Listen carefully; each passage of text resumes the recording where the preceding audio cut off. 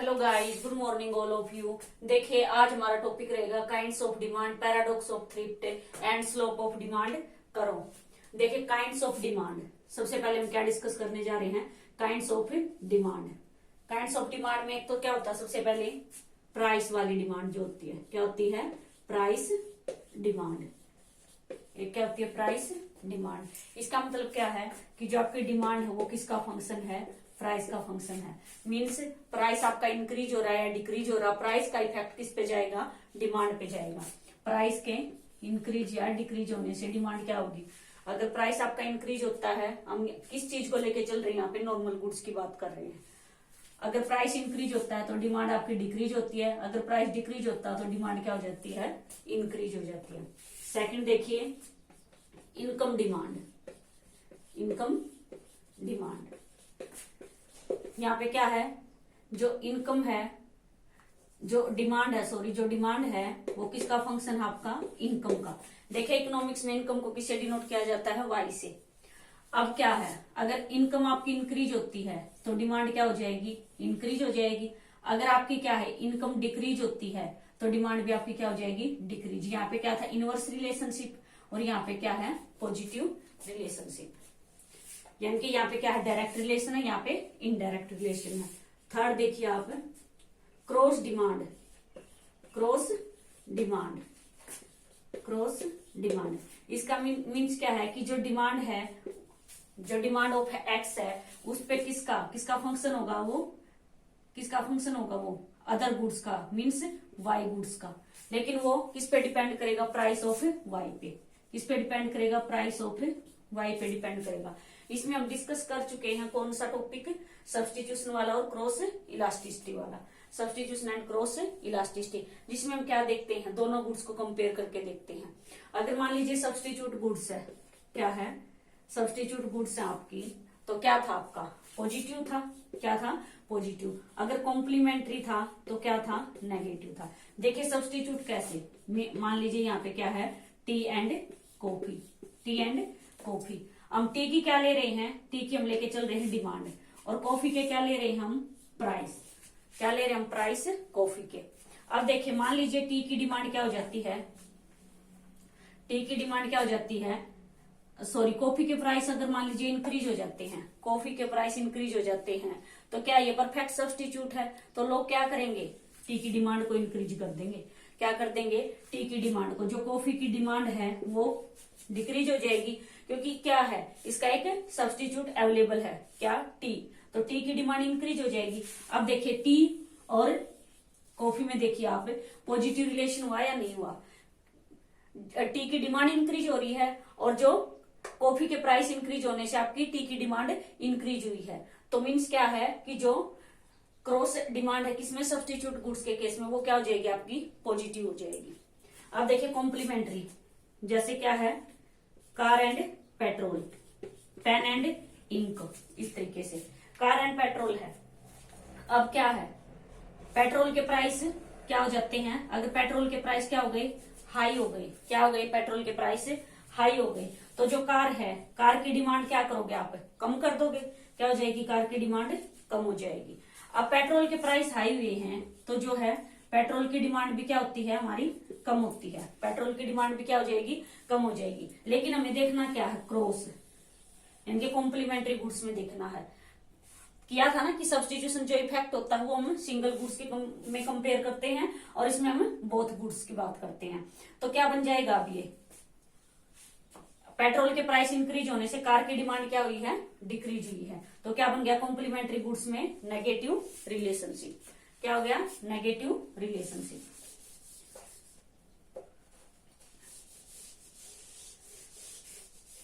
उसके बाद देखिए एक होता है joint demand. Joint demand, joint demand, joint demand कैसे होती है, जैसे bread and butter, bread and butter. ऐसे ही car and petrol, car and petrol. अगर ऑप्शन में ये नहीं दे रखा तो ये आपका जॉइंट डिमांड भी हो सकता है, क्योंकि कार के बिना पेट्रोल का कुछ नहीं फायदा, और सॉरी पेट्रोल तो यूज हो जाएगा, लेकिन जो कार है, कार का काम चल सकता है पेट्रोल के बिना या फिर डीजल के बिना? नहीं चल सकता। Pen and ink, pen and ink. अब आप क्या कर रहे हो, पेन की डिमांड कर रहे हो तो इंक की भी क्या करनी पड़ेगी, साथ में डिमांड करनी पड़ेगी। तो क्या हो जाएगी ये ज्वाइंट डिमांड। अब फिफ्थ देखिए कंपोजिट डिमांड। क्या है? Composite demand. कंपोजिट डिमांड का मतलब क्या होता है? यहाँ पे कंपोजिट डिमांड का मतलब ये होता है कि मल्टीपर्पज के लिए आप किसी चीज की डिमांड कर रहे हो। किसके लिए? मल्टीपर्पज के लिए। मल्टीपर्पज के लिए आप डिमांड करो। For example electricity. क्या है? इलेक्ट्रिसिटी। अब इलेक्ट्रिसिटी है, आप किस किस में यूज करते हो? फैन भी चलाते हो, फ्रिज चलाते हो, फोन चार्ज करते हो, आपके घर में रेफ्रिजरेटर चलता है, चक्की चलती है। तो जिस चीज की डिमांड है जो मल्टीपर्पज के लिए की जाती है वो क्या होती है? Composite demand. उसके बाद देखिए sixth derived demand. Derived demand. Derived demand का मतलब यहाँ पे क्या है? देखिए ये जो क्वेश्चन है आपका मोस्ट इंपोर्टेंट, ये आपका उसमें आ चुका है, किसमें? नेट में। ये क्वेश्चन आपका नेट जेआरएफ में आ चुका है। Derive demand. अब डिराइव डिमांड क्या होती है? ऐसी चीज की डिमांड जो क्या है, डायरेक्ट तो हम किसी दूसरी चीज की कर रहे हैं और उसके साथ साथ इनडायरेक्ट क्या है, अदर चीज की भी हम डिमांड कर रहे हैं। देखिए कैसे, मान लीजिए आपने क्या है, कोई भी गुड्स खरीद लिया। मान लीजिए मार्कर ही खरीदा है आपने। क्या है? मार्कर ही परचेज किया, कोई भी गुड्स है। अब देखिए हमने डायरेक्ट क्या खरीदा है? डायरेक्ट क्या खरीद लिया हमने? मार्कर। डायरेक्ट परचेज किया है हमने, मार्कर को क्या किया है? डायरेक्ट परचेज किया है। अब देखिए मार्कर को हमने डायरेक्ट परचेज कर लिया, लेकिन इसके साथ साथ जो मार्कर की डिमांड बढ़ती जा रही है, जो मार्कर की हमने डिमांड की है, तो उसके साथ साथ क्या है? इनडायरेक्ट वे से। क्या है? इनडायरेक्ट वे से जो मार्कर को बनाने वाले हैं, क्या है? मार्कर को जो बनाने वाले हैं मीन्स लेबर। क्या हो जाएगा? लेबर। उसकी क्या है? इनडायरेक्ट वे से डिमांड क्या हुई है? इंक्रीज हुई है। तो डिराइव डिमांड का सबसे अच्छा एग्जांपल क्या है? लेबर। क्या है? लेबर। मीन्स क्या है कि लेबर क्या है, डायरेक्ट तो आप नहीं कर रहे हो, आप चीजों को खरीद के इनडायरेक्ट वे से क्या हो रही है? लेबर की डिमांड यहाँ पे इंक्रीज हो रही है। देखिए एक बार फिर से रिकैप कर लीजिए। Kinds of demand most important topic है। क्या है? Price demand, income demand. Price में हम क्या देखेंगे? डिमांड का प्राइस के साथ रिलेशन। इनकम में क्या हो जाएगा? डिमांड का इनकम के साथ रिलेशन।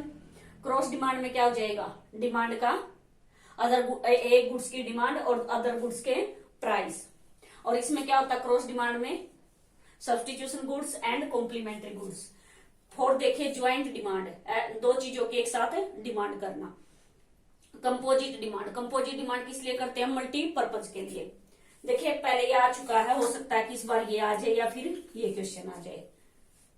देखिए ये तो इजी है, लेकिन इनमें से आने के पूरे चांस होते हैं। Composite demand. अब कंपोजिट डिमांड किसके लिए? मल्टीपर्पज के लिए। उसके बाद क्या है? Derive demand. डिराइव डिमांड के क्या है? मीन्स इनडायरेक्ट वे से हम क्या करते हैं? अदर चीज की भी डिमांड कर लेते हैं। एक चीज की तो हम डिमांड करते हैं, उसके साथ साथ क्या है? अन्य चीज भी जो है उसकी डिमांड हो जाती है। उसके बाद देखिए नेक्स्ट टॉपिक हमारा क्या रहेगा?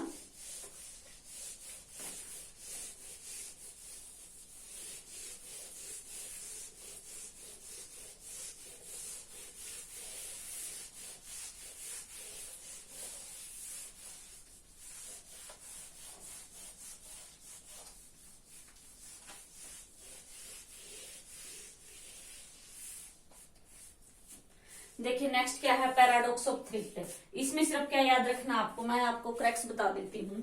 क्या है? सबसे पहले तो इसकी बात किसने की थी? केंज ने। केंज इकोनॉमिस्ट ने। इसने कब की थी बात? जब क्या था? रिसेशन। जब क्या था? रिसेशन आया था उस टाइम पे।